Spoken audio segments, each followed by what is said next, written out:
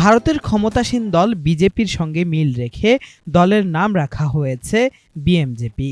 দলীয় পতাকার ডিজাইনও করা হয়েছে ভারতের জাতীয় পতাকা এবং বিজেপির দলীয় পতাকার আদলে। দেশের কোথাও নেই দলটির কমিটি বা কার্যালয়। দলের কেন্দ্রীয় অফিস হিসেবে ব্যবহার করা হয়েছে সভাপতির নিজের বাসার ঠিকানা। অথচ সেই দলকেই নিবন্ধন দিল নির্বাচন কমিশন। এ নিয়ে তীব্র সমালোচনা চলছে সামাজিক যোগাযোগ মাধ্যমে। বিল্ডিংয়ে কোনো রাজনৈতিক দলের অফিস আছে? 43 বাই, তাই না? রাজনৈতিক দলের অফিস দেখাচ্ছে, কিন্তু আমরা খুঁজে পাচ্ছি না। নির্বাচন কমিশনের দেওয়া নিবন্ধনের প্রজ্ঞাপনে দলটির কেন্দ্রীয় কার্যালয়ের ঠিকানা উল্লেখ করা হয়েছে রাজধানীর ইন্দিরা রোডের 43 বাই এ নম্বর বাড়ি। কিন্তু সম্পূর্ণ আবাসিক এই ভবনের ফ্লোরে ফ্লোরে ঘুরে এখানে কোনো অফিসেরই সন্ধান পাওয়া যায়নি। ছিল না দলের সাইনবোর্ড, ব্যানার, পোস্টার বা রাজনৈতিক দলের কোনো নমুনাও। ভবনটির প্রতিটি ফ্লোরই ব্যবহার হচ্ছে আবাসিক হিসেবে। দলটি সম্পর্কে বলতে পারেননি ভবনের বাসিন্দারাও, জানেন না এলাকাবাসীও। 43 বাই এই বিল্ডিংটাতে একটা রাজনৈতিক দলের অফিস দেখাচ্ছে। এখানে কোনো রাজনৈতিক অ্যাক্টিভিটি কখনো দেখছেন? না, আমরা সাইনবোর্ড দেখছি না। এরকম রাজনৈতিক অফিস নেই। রাজনৈতিক দল দেখছেন? না না, আমরা এইখানে দেখি কখনো রাজনৈতিক কর্মসূচি হতে দেখছেন? না, এখানে দেখি। তবে সভাপতি সুকৃতি কুমার মণ্ডলের সঙ্গে ফোনে যোগাযোগ করা হলে তিনি দাবি করেন এই ভবনের নিচতলায় রয়েছে দলটির কার্যালয়, কিন্তু এই মুহূর্তে তিনি না থাকায় সেটি বন্ধ রয়েছে। ঢাকার বাইরে দলের কার্যক্রম নিয়ে জানতে চাইলে তেমন কোনো তথ্য দিতে পারেননি সভাপতি। আপনাদের অফিসটা কোথায় দাদা? ওই যে ইন্দিরা রোডে গেছেন না, হ্যাঁ, ওইটাই তো কোনো রাজনৈতিক দলের অফিসের কিছু দেখছি না। অফিস নিচতলায়। নিচতলায়? আমি আমার সাথে চলে আসছে তো, ওই জন্য ওই করে নিচতলায় অফিস। ওই বাইরে ব্যানার দেওয়া নেই, মানে ই দেওয়া নেই, বা কিছু দেওয়া তো নাই। হ্যাঁ দেওয়া নেই, ভিতরে তো ওটা ওই এটাই অফিস হলো 18 সাল থেকে, 17 সাল থেকে।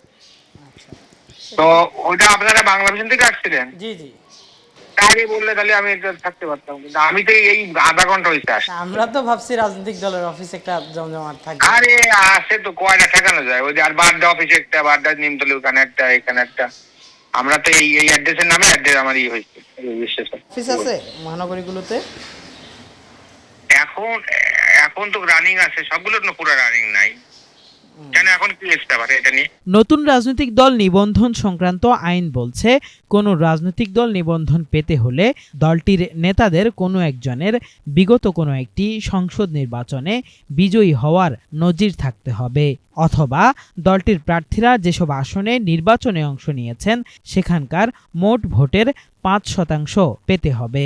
এ দুটির কোনোটি না থাকলে দলের কেন্দ্রীয় কমিটি সহ একটি সক্রিয় কেন্দ্রীয় অফিস থাকতে হবে। দেশের অন্তত 1/3 জেলায় জেলা অফিস থাকতে হবে এবং অন্তত 100টি উপজেলা বা মেট্রোপলিটন এলাকায় থানা অফিস থাকতে হবে, যার প্রতিটিতে সদস্য হিসেবে কমপক্ষে 200 জন ভোটার থাকতে হবে। কিন্তু যাচাই করে পাওয়া যায়নি নতুন এই দলটির নিবন্ধনের জন্য বাধ্যতামূলক এসব মানদণ্ড। তারপরও কেন দলটিকে নিবন্ধন দিল ইসি জানতে চাইলে এ বিষয়ে ক্যামেরার সামনে কথা বলতে রাজি হননি নির্বাচন কমিশনের কোনো কর্মকর্তা। যদিও ক্যামেরার বাইরে তারা বলেছেন শর্ত পূরণে ব্যর্থ হওয়ায় প্রথমে দলটিকে নিবন্ধন দেয়নি ইসি, কিন্তু পরবর্তীতে হাইকোর্টের নির্দেশে নিবন্ধন পেয়েছে বিএমজেপি। তবে আইনজ্ঞরা বলছেন যোগ্যতা ছাড়া দলকে নিবন্ধন দেওয়ায় দায় রয়েছে ইসিরও। একটি রাজনৈতিক দলের স্বীকৃতির জন্য সেখানে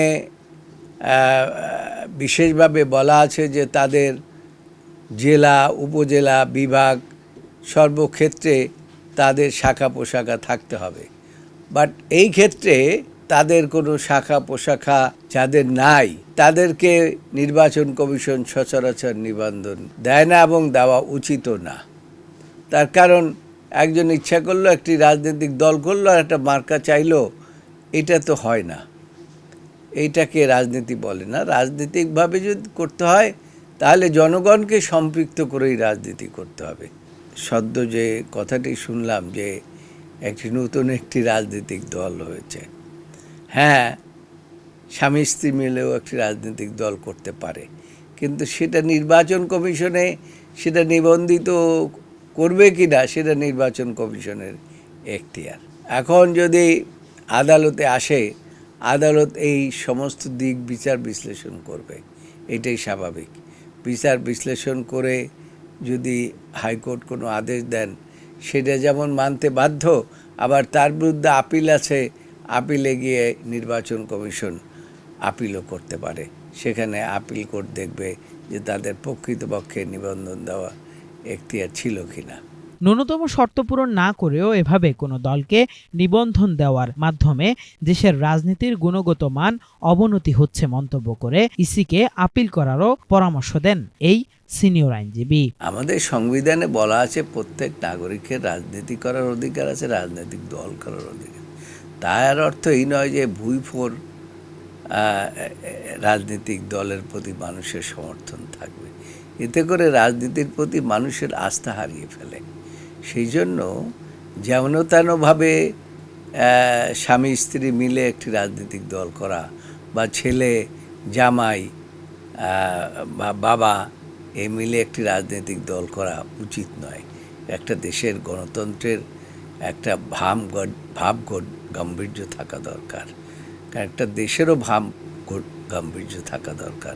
আদালত তো আর এই ঘটনাটা প্রত্যক্ষ করে বা দেখেন নাই, এবং কোথায় অফিসে আছে না আছে সেটা দেখেন নাই। এটা তদন্ত করার দায়িত্ব নির্বাচন কমিশনের। আদালত একটি আদেশ দিয়েছেন, এখন নির্বাচন কমিশন বলবে, আদালতে গিয়ে বলবে যে না, তাদেরকে কেন তারা নিবন্ধন দেয়নি, তারা সমস্ত ক্রাইটেরিয়া ফুলফিল করতে পারে নাই, এই কারণেই তাদেরকে নিবন্ধন দেওয়া হয় নাই। বর্তমানে নির্বাচন কমিশনে নিবন্ধিত রাজনৈতিক দল রয়েছে 50টি। তবে 2009 সালে আদালতের রায়ে নিবন্ধন হারায় জামাতে ইসলামী।